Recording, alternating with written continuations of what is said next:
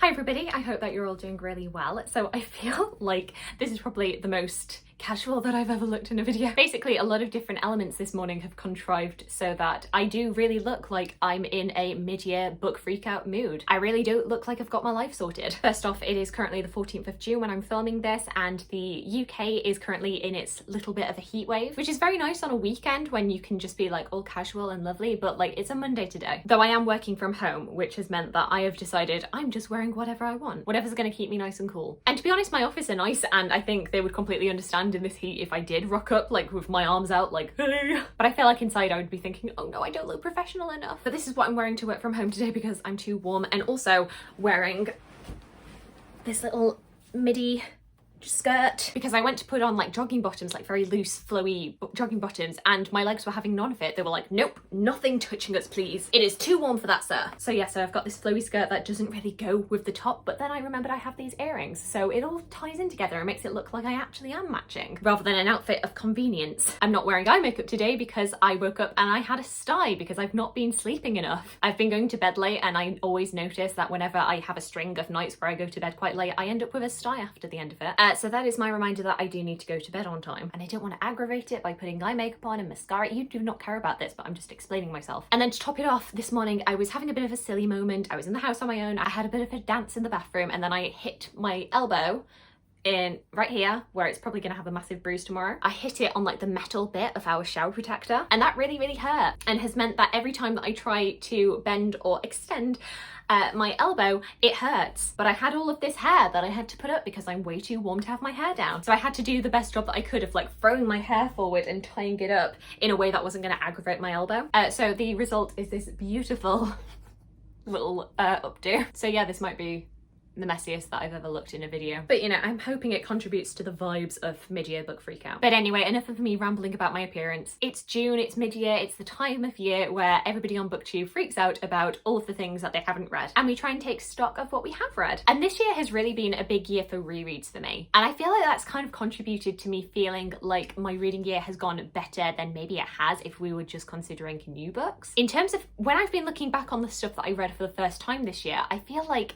it's not gone as well as last year. I felt like in 2020 I read so many fantastic books that just blew me away and became new favourites. Whereas this year I've not had quite so many of those. But my reading year has felt very good because I've been doing so much rereading. I've reread the 6 novels of Jane Austen, I've reread Song of Achilles and Circe, most famously Les Mis at the beginning of the year. But I feel like when I come to do my best books of 2021 so far video, where I'm only talking about new to me books, I'm not going to have a massive list of things to talk about. So I feel like that's interesting. But hopefully that's opening up space for the rest of the year to really get me. Anyway, enough chattering on, let's get straight into the questions. Question number 1 is the best book that you've read so far in 2021. And I think out of everything that I've read, my favourite book so far has been The Invisible Life of Addie LaRue by Schwab. And apparently my elbow cannot even hold a book, it hurts so much. Yay! Yeah, this has definitely been the new to me book that has played on my mind the most since I read it. I've just been raving about it everywhere, trying to talk about it as much as I can. With this book, we start off in 1714 in France with Adeline LaRue, who is very unhappy in her life, particularly because she's about to be married off to a man that she doesn't love. And she really wants to escape that life. She doesn't want to be stuck in her hometown. On her wedding day, she tries to escape. She falls down in the middle of the field near her house, and she prays to all of the gods, asking them to please provide her a way of escaping her fate. And miraculously, somebody does seem to answer. A voice calls to her and offers her the opportunity to not be accountable to anybody, and even to be able to live forever, or to live for as long as she wants to be alive. Adeline really wants to do anything to secure that, so she accepts. However, at the time this voice called to her, the sun had set, and Adeline had always been told by her grandmother never to pray to the gods that answer after the dark. But unfortunately, that was exactly the god that she prayed to. And upon accepting this deal with a god or deal with a devil, Addie finds that everybody in her life has forgotten her. Not only have they forgotten her, but even if she does try to talk to them again, the second that they turn round, they forget her again. Addie has been doomed to never leave a real impression on people, even though she has been blessed with this immortality. And so we see her wandering through the centuries, trying to leave her mark upon the world, whilst also tracking her relationship to this demon who cursed her. And especially what happens to her when in 2014 she comes across a man who seems to remember her, and she doesn't know how that could be. It's all so mysterious. And yeah, I've talked about this a lot. I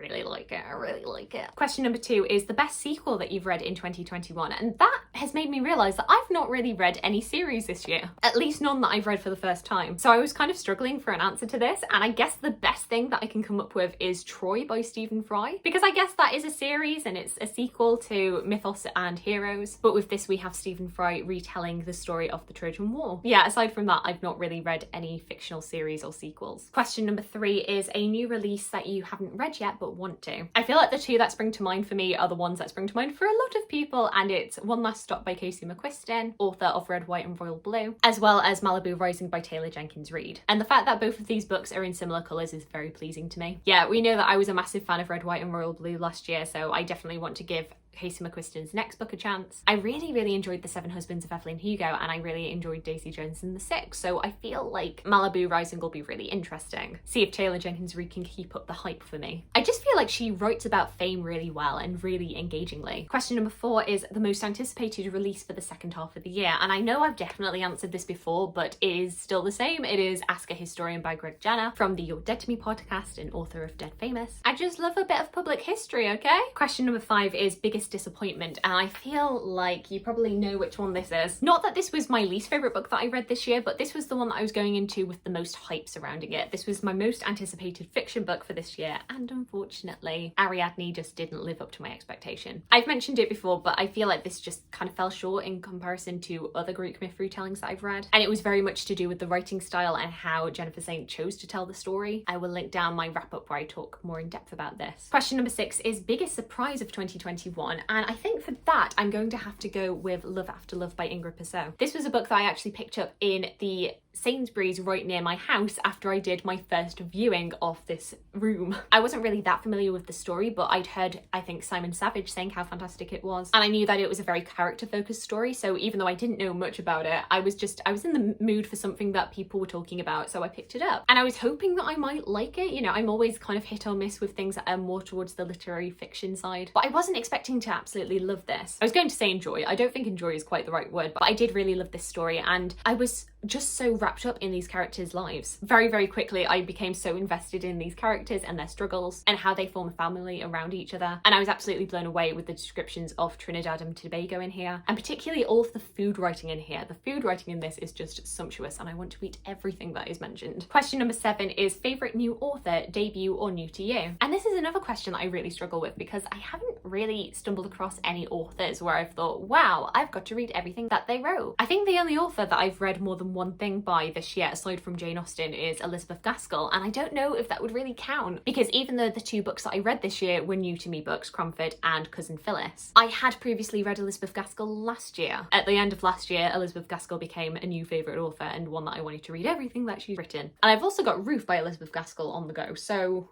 I don't know. I don't know if that counts because she wasn't a new to me author this year. I'm not very satisfying with my answers to any of these questions, am I? Question number 8 is newest fictional crush. The very famous question to this tag where half of the people who answer it get it and are like, yay! And then the other half are like, how dare you ask me what my fictional crush is? Like I would be so shallow as to have a fictional crush. Don't you know they're fictional? I'm not 12 years old. Ugh. And honestly, whenever people answer very dismissively to this question, I think, the lady doth protest too much, methinks. Come on, it's a fun question. But maybe I'm getting defensive of it because I absolutely do get book crushes. Maybe it's because I've spent all 26 years of my life single. I just have crushes on book characters. I don't know what to tell you. But yeah, I do have somebody to talk about as a book crush this year. And once again, we are going back to The Invisible Life of Addie LaRue, because I was expecting that I would have a crush on the character of Henry. Henry, who is the man who ends up recognising Addie and remembering her after so many years of people not recognising her. You know, I was always expecting to have a bit of a crush on him because, you know, he's really kind. He's just a good guy, and he owns a bookshop, and he has dark curly hair, like tick, tick, tick, everything that I love. But what I was not expecting to happen with this book was that I was going to end up having a crush on Luke. Luke, the god, the demon, the devil, we don't know really what he is, that curses Addie. I was not expecting to be charmed by him, but I absolutely was. And I feel like this is the first time where I've read a love triangle, if you can really call it a love triangle, where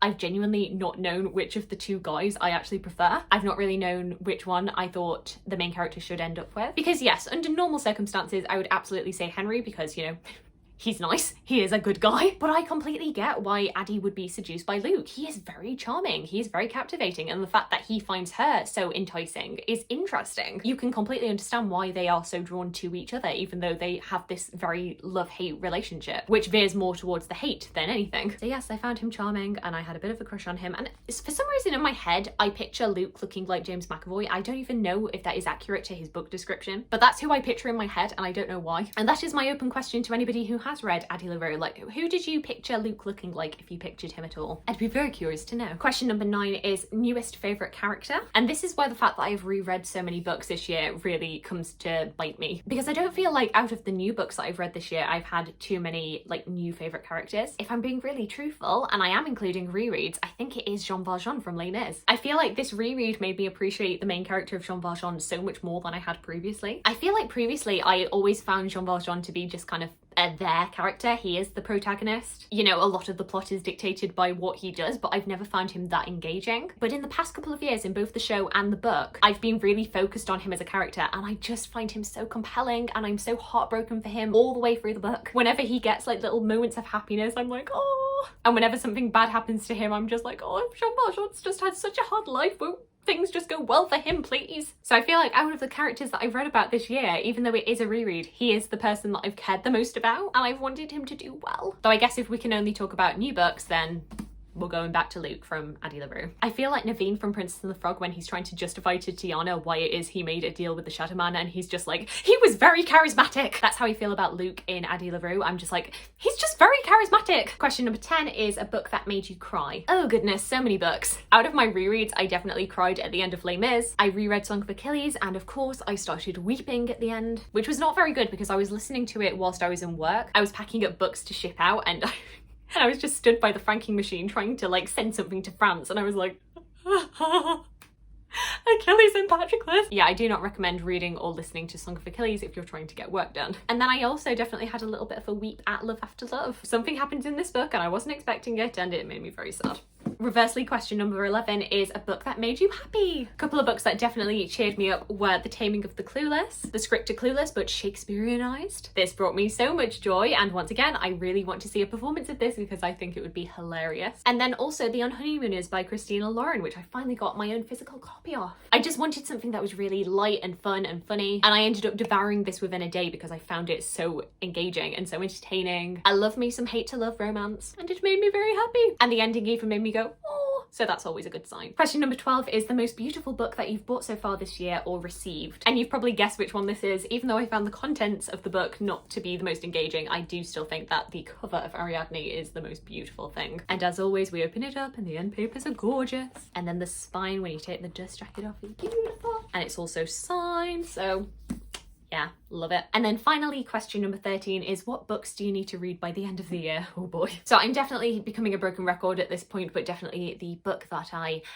I'm really pressuring myself to finish by the end of the year is War and Peace by Leo Tolstoy. I just keep saying that this is the year that I'm going to read War and Peace, and then I end up buying other books and thinking, oh, I can put off War and Peace, it's fine. But War and Peace is the oldest book that I've got on my TBR. It's the only book that I've got from pre-lockdown that I haven't read, and it was a gift for my birthday, so I feel like I have to read it. Gotta get it done. And I've also got this short story collection that I got for my birthday from Rosie from Sparkle's Books, That Glimpse of Truth. I read the first like 10 or so short stories. I was reading them like slowly every night, and then I've kind of fallen off the wagon of reading these. So I definitely need to just get back on and reading them again, because it was quite a nice ritual to be reading a short story before I went to sleep. And then, you know, all of the other books that I have on my TBR, because apparently I can't stop buying books. I have no self-control. But yes, those were all of the questions for the mid-year book freakout tag. I hope you enjoyed it. Do let me know your answers to any of these questions down below. I'd love to hear from you.